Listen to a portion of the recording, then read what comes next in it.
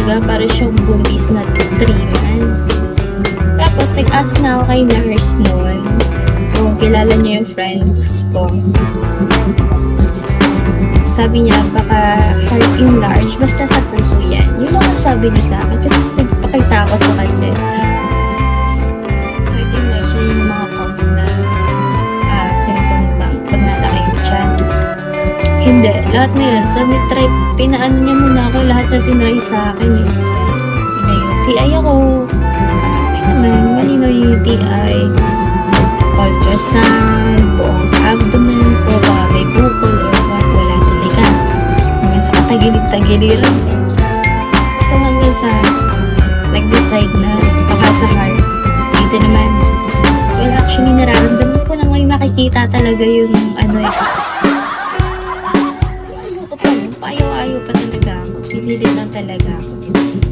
Mabalit yung nurse. Sabi ko, feeling ko may makikita siya. Dalawa kami na nagpapa-ECG. Kasi may time doon na nahihirapan siya huminga. Tapos parang, kasi sinugod yun eh. Pagtakot, ginaganto-ganto niya yung ano niya, binubugbog-bugbog niya yung kanyang dibdib. Pero, ko naman naranasan yun. Yun naman kanya, nagpatingin siya guys. Ang lalala na daw ng bara, sabi ng ano. 3 araw lang ata tinagal niya, sabi ni nurse. Wala na yung kasabay, nagulat talaga. Ako yung akin naman, tinapataman ako ng doktor. May bara yung puso mo, pero hindi pa ganun kalala. So, ayun. Gamutan. Binigyan ako ng gamot. 3 buwan. So, ngayon naman, feeling ko naman. Feeling ko. Ito ba wala akong mapagawa?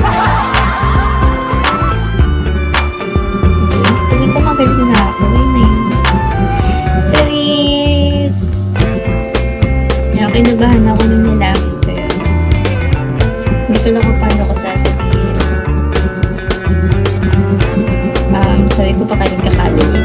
Pero ramdam ko rin kasi kahit pigilan ko yung paghinga ko. Kitang-kita pala. Grabe pala. Kitang-kita. Kitang-kita yung buong heart. Parang sa ultrasound. Diba? Pag may baby yung tiyan ko. Kitang-kita. May bata ka. Pero din sa heart. Eh, diba ang puso natin maliliit naman ang ugat niya. Ay, syempre. Tapos babarahan pa. Ay,